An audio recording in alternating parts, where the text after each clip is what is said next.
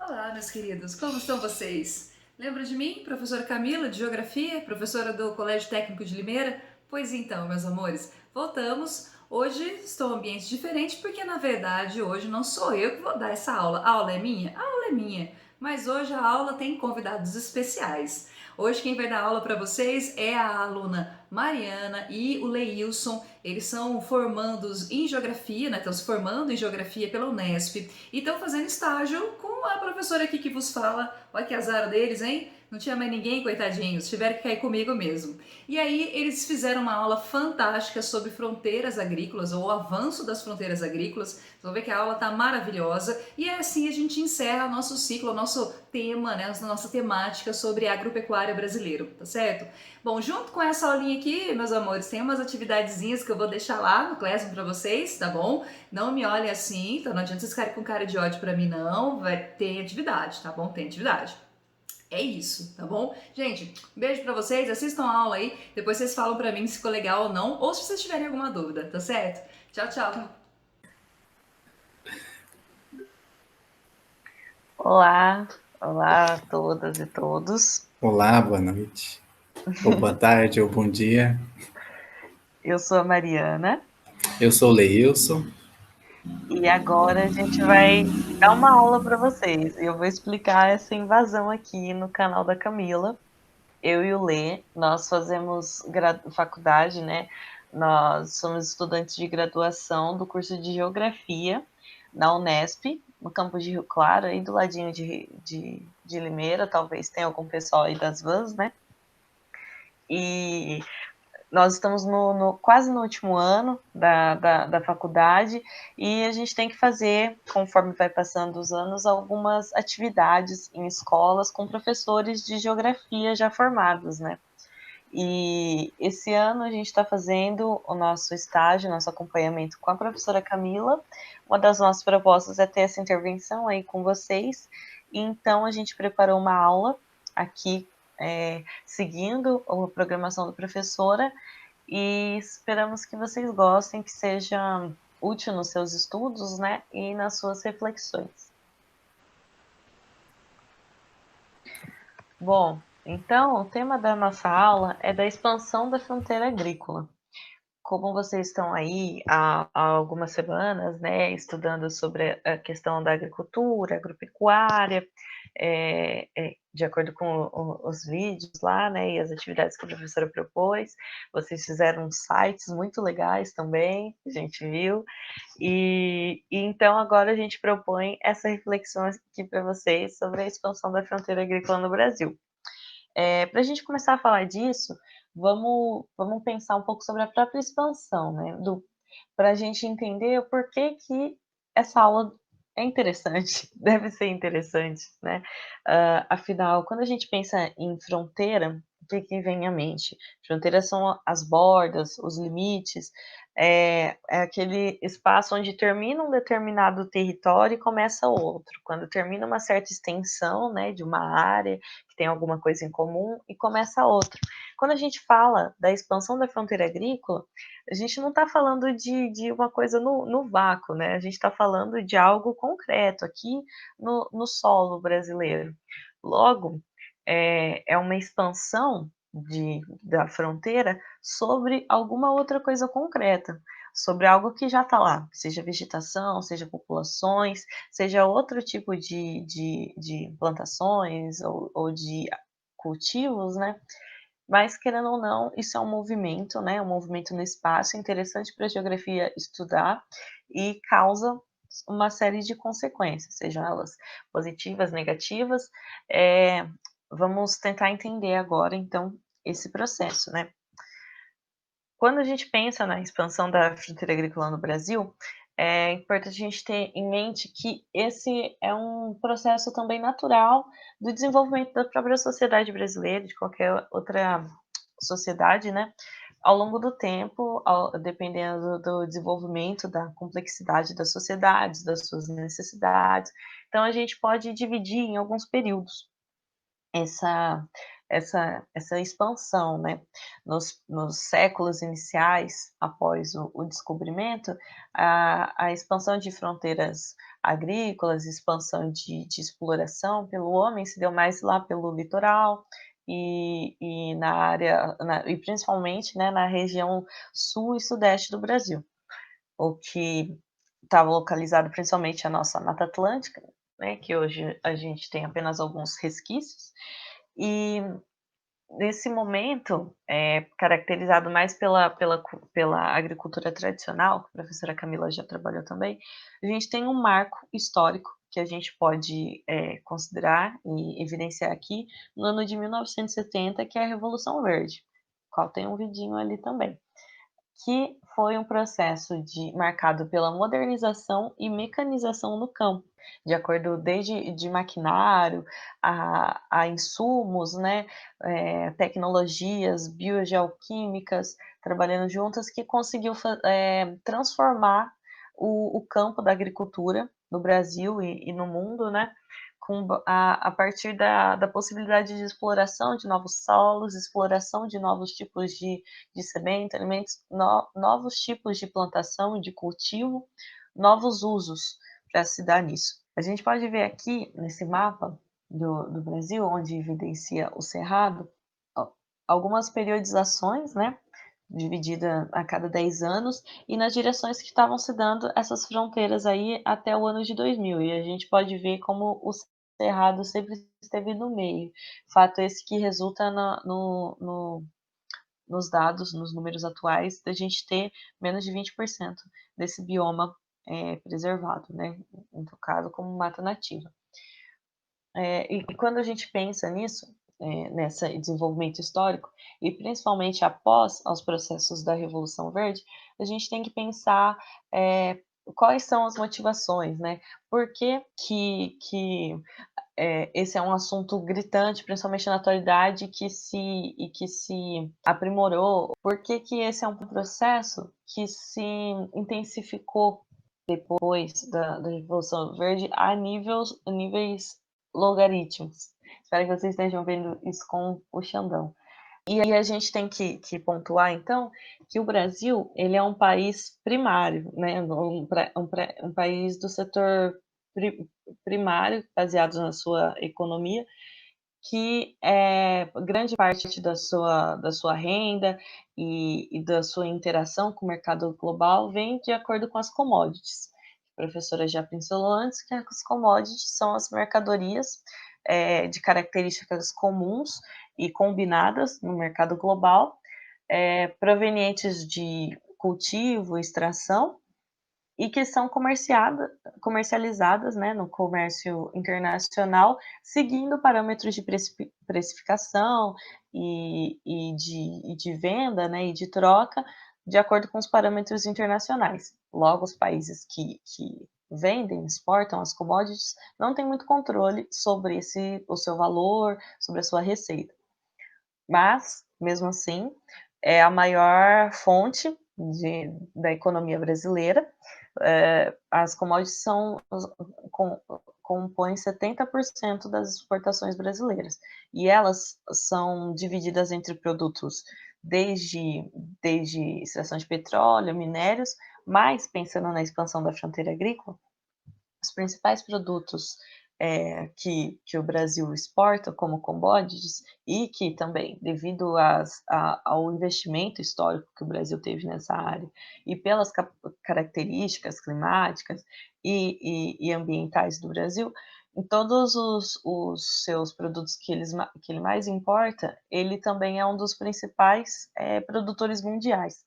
Então, aqui a gente cita açúcar, que no caso vem da cana, né, de açúcar, e que a partir da cana o Brasil exporta diferentes subprodutos desse produto primário, né, café, suco de laranja, soja, seja em grãos, em óleo, em farelo, carnes, diversos cortes e de diversos animais, né? Frangos, bois, carne suína, milho e algodão. Pensando nas motivações que se dá isso, e que isso é uma coisa na atualidade, né, e pensando na expansão da fronteira agrícola, é um movimento atual, ou seja, se dá em algum lugar, em alguma direção.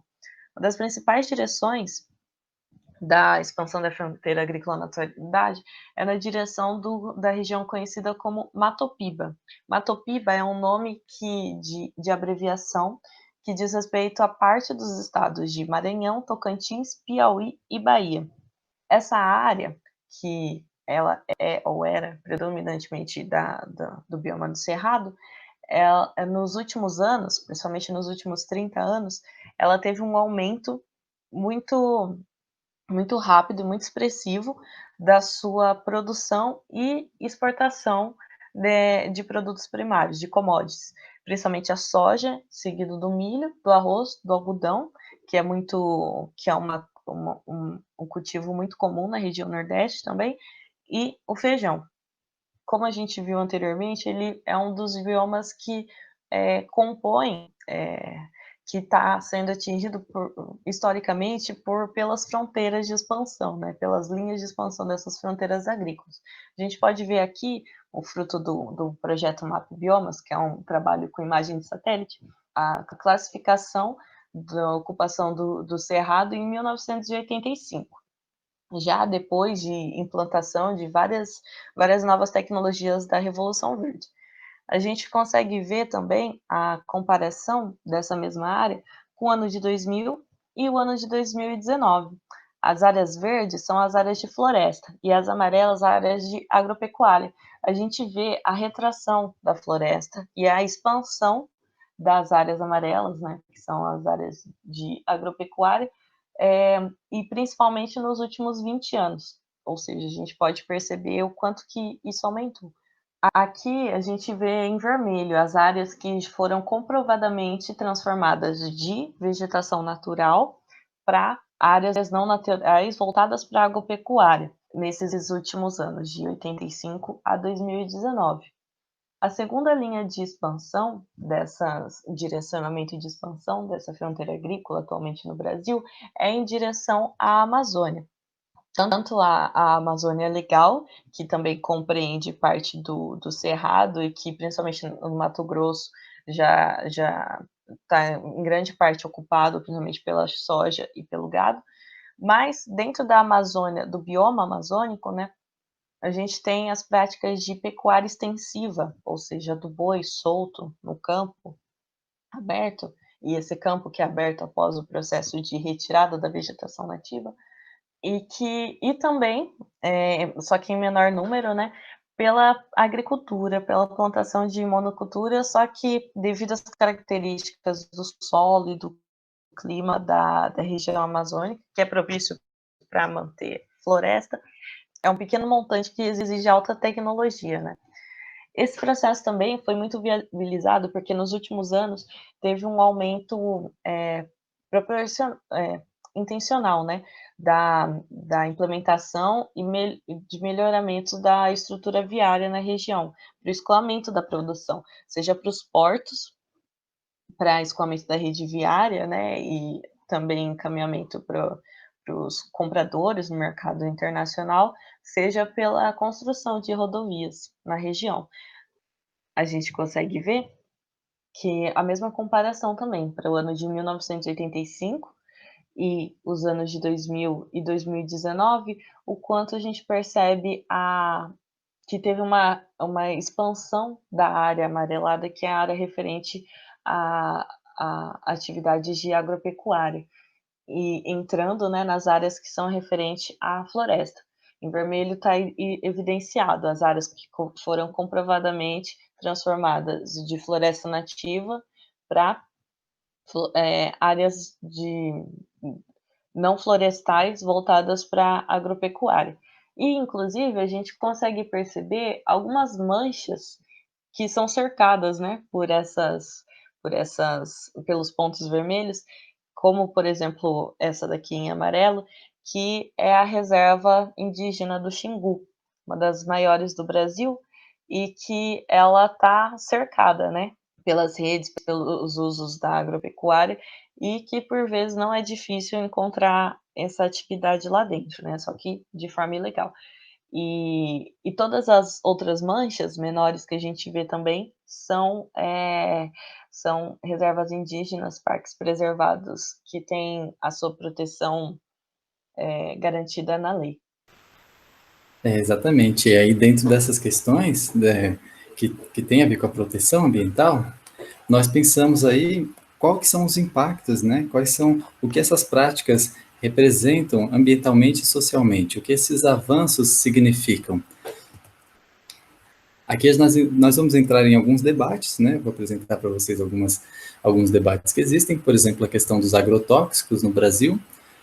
Segundo o Censo Agropecuário de 2017, houve um aumento de uso do agrotóxico de 20%, né, cerca de 20%, nas plantações do Brasil, em comparação aí com o último censo de 2006. Existem diversas questões que se coloca dentro dessa problemática, né? Uma delas, por exemplo, a pulverização aérea. É uma prática que é proibida em alguns países, porque espalha muito os agrotóxicos pelo território, né, contaminando aí, como tá ali, a contaminação em cascata, né? Contamina rios, comunidades próximas, até mesmo os próprios trabalhadores que estejam por perto, e é uma prática que se perde um pouco a dimensão do agrotóxico, né? Aí, uma solução para isso seria a utilização de drones, mas isso no Brasil é uma prática ainda pouco utilizada, né, pela maioria. É uma prática pouco acessível. Também são substâncias que existem um risco comprovado, algumas delas risco comprovado e proibidas em determinados países, mas que em outros já é permitido. Então, isso dificulta um pouco a discussão sobre o que pode ou não pode dentro dessa temática. E, embora elas tenham essa dimensão, elas também elevam a produtividade, elas também têm sua prática, sua funcionalidade, né, para a agricultura e todas as plantações e produções do Brasil. Em 2019, foi considerado aí por alguns o ano mais tóxico. Segundo o Greenpeace, foram 467 novos agrotóxicos aprovados pelo governo para serem utilizados aí amplamente. Isso é um recorde, nunca tivemos um número tão alto de agrotóxicos aprovados, e isso se reflete em diversos níveis no nosso cotidiano. É o pacote do veneno, como é chamado, né? Como foi por eles chamado.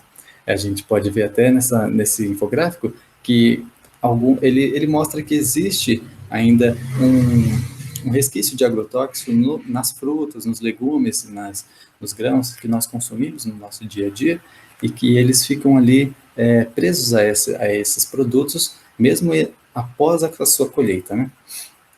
Também temos aqui ilustrando uma abelhinha, para dizer que mais de 500 milhão de abelhas foram mortas de dezembro de 2018 a março de 2019, né? São seres muito sensíveis a essas substâncias químicas, e elas são amplamente afetadas por isso. Aqui eu trago para vocês um mapa de uma pesquisa. Essa pesquisa, ela evidenciou que na União Europeia são exportados produtos de agrotóxicos que são proibidos dentro do seu solo, de utilização em seu solo, mas que são vendidos para outros países, né? O Brasil é o segundo maior consumidor desse tipo de agrotóxico, que tem pesquisas e comprovação científica de que fazem diretamente mal para a saúde humana, e acabam sendo utilizados. A gente tem aqui no centro aqui do mapa do infográfico a União Europeia, né, o Oeste Europeu, e a sua distribuição aí por todo o globo, né, desses que seriam classificados em classe 1, como faixa vermelha de extremamente tóxico. Outra discussão que nós podemos trazer são dos transgênicos, né? Esse é um debate que tem pontos a favor e contra, né? Os transgênicos, o que são? São organismos geneticamente modificados que dentro da área da ciência, da biotecnologia, nós podemos, né, podemos entrar dentro do genoma dessas frutas, desses legumes, até mesmo de alguns animais, e trazer, evidenciar aquelas características que nós consideramos mais valiosas ou mais necessárias, ou então suprimir outras, para que tenhamos no final um produto de alta qualidade, como assim é chamado.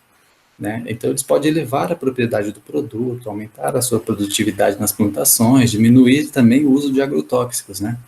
A soja, o milho e o algodão, eles são aí os produtos que mais são alvo de pesquisas de transgênicos. Né? Então, acho que a grande maioria dos produtos que vocês encontrarem nos mercados aí, afora, terão aí o selo de classificação de transgênico, porque eles são produtos também que são muito valorizados no mercado e acabam, exige uma cobrança de qualidade, por exemplo, do milho, que ele tenha todos o mesmo tamanho, a mesma composição e tudo mais.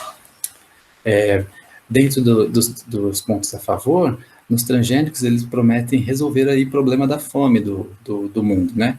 É possível dizer que os transgênicos, com alimentos transgênicos, nós teremos aí um produto que terá menos, como chamam, fracassos de produção, serão menos atingidos por pragas, serão menos sensíveis a agrotóxicos, então, alimentos mais resistentes e talvez até mais nutritivos. Como existe até um exemplo de um arroz que ele é enriquecido aí, colocado vitamina C, o arroz amarelo, se não me engano. Também tem a facilidade do manejo, né? Se você tem uma produção que não precisa, que é resistente a alguns agrotóxicos, você tem uma produção que você não precisa ter tantos cuidados assim no dia a dia. E ainda mais somando ao maquinário que se utiliza, a produtividade deve ser, acontece em grande escala.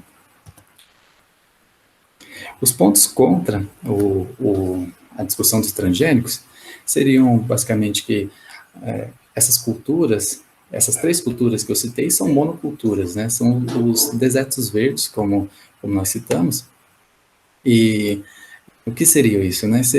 São grandes extensões de áreas de uma única cultura que acaba sendo um pouco prejudicial para o ecossistema como um todo, por ter pouca variabilidade de culturas mesmo, de espécies ao longo dessa extensão. Né? Outro ponto negativo é que se possibilitou criar aí a indústria da semente, como nós chamamos, pois as grandes empresas, que são 4 ou 5 grandes empresas que detêm o oligopólio do mercado dessas sementes, elas investem muito em pesquisa para poder desenvolver sementes transgênicas e detêm depois, após esse processo, os royalties dessas sementes. Então, elas passam a ser propriedade dessa empresa e todos aqueles que tenham que utilizar que queiram produzir, precisam comprar dessas empresas. Até mesmo existe aí os chamados compra casada, como chamam, né, onde você precisa comprar os transgênicos e os próprios agrotóxicos que essas mesmas empresas produzem e amplamente vendem pelo mundo. Né? A fome, ela seria um problema aqui tratado como um problema político. Né? Então, não é questão de pouca produtividade, mas uma questão de pouca gestão mesmo. E a questão dos impactos climáticos também, né?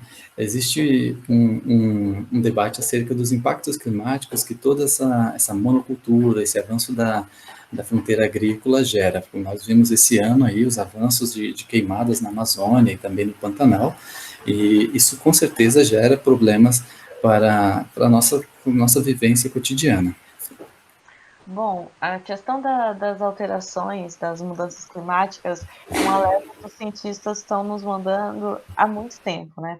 E quando a gente entende que para determinados tipos de atividades, a expansão, né, da sua área para você produzir é necessário, só que a gente também tem que pensar quando isso se dá de forma desregulada e descompromissada com o próprio ambiente, né? Quando a gente olha, por exemplo, o mapa mundi, igual esse aqui, que está numa projeção cilíndrica e com imagens de satélite, é bem nítido no mapa todas essas faixas de deserto, né? Que tem o deserto lá no Egito, desertos da Austrália, tem o deserto de Chile, os desertos da Arábia, por exemplo, e a gente vê que a mancha da floresta amazônica, por exemplo, é uma mancha que destoa desse padrão aí na área central do globo inteiro. A Amazônia, devido às suas características da sua floresta e do seu microclima, da sua umidade, do seu funcionamento, da sua autorregulação, ela é indispensável para o próprio clima no mundo inteiro, né? E principalmente aqui no Brasil. A Amazônia é uma grande responsável por manter e garantir a umidade aqui para a região mais sul do país, principalmente na região do Sudeste. Os impactos climáticos, né, são impactos, por vezes irreversíveis e são coisas que não está sendo falta de aviso nesse nosso momento atual, né. Não só os cientistas fizeram esse alerta, né, mas também os movimentos sociais são muito importantes para o debate aí sobre as questões sociais que precisam ser levadas em consideração quando nós temos aí o avanço da tecnologia, o desenvolvimento até de toda essa indústria aí do país, que é da produtividade, da produção de produtos para exportação. E eu trago aqui alguns movimentos que existem no campo, né? Além do MST, que é o mais conhecido, tem o MAB, né, que é o movimento dos atingidos por barragens, né? Eles lutam aí pelos direitos dos atingidos, uma tentativa de fazer com que essas pessoas consigam os seus direitos, apesar das barragens, que também tem o seu lado positivo. Tem a UAPIB, que é a articulação dos povos indígenas do Brasil, também um movimento muito importante, e o Centro de Trabalhadores Indígenas, de Trabalho Indigenista. Enfim, são apenas alguns, existem muitos grupos sociais, mas é só para dizer também o quanto que esses grupos, eles existem e atuam no campo, né, para evidenciar esse outro lado, que é o lado mais social do desenvolvimento também do país. Então, concluindo nossa discussão, a gente tem que, quando a gente pensa na expansão da fronteira agrícola no Brasil, a gente tem que levar em conta, né, tudo que envolve, tem que conhecer os produtos, conhecer as suas direções, seu padrão de comportamento e todas as implicações. A gente pode citar, né, por exemplo, os anos de 2013, 2014, que tivemos o famoso boom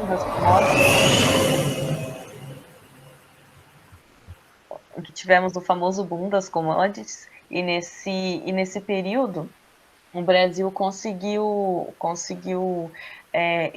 expandir e tornar mais influente a sua economia, mesmo pautada no setor primário, né, principalmente, que é também, querendo ou não, um setor de alta tecnologia investida, somente em tecnologias do solo e da indústria biogeoquímica.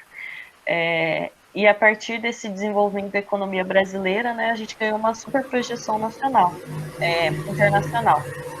Só que a gente tem que ponderar também de que maneira isso se dá. Se isso se dá de uma forma totalmente desmedida, descompromissada com o nosso próprio meio ambiente, que, querendo ou não, também é um fator muito importante para a nossa relevância aí na governança global, e também é um aspecto chave para o nosso próprio desenvolvimento, né? Um desenvolvimento totalmente insustentável, ele não é nem um pouco duradouro. Então, a gente tem que sempre ter essa reflexão, esse olhar crítico, né? Quando a gente vai tratar com coisas que têm conflitos de interesses, de posições, de opiniões. Bom, gente, queríamos agradecer, né, por vocês assistirem a nossa aula, esperamos que vocês tenham gostado. Foi mais uma pincelada em um monte de coisinhas, mas se vocês quiserem se aprofundar, Nós vamos mandar um material complementar para vocês, com os links, umas indicações. E tem o nosso contato aí também. Vocês podem entrar em contato, né, com a gente, qualquer coisa. Fiquem à vontade. Nós estamos aí. Sim, estamos aí. Somos professores em formação. Então, essa oportunidade da gente ter contato com vocês é muito importante para a gente. Muito obrigada. Muito obrigado, gente. E é isso. Até mais.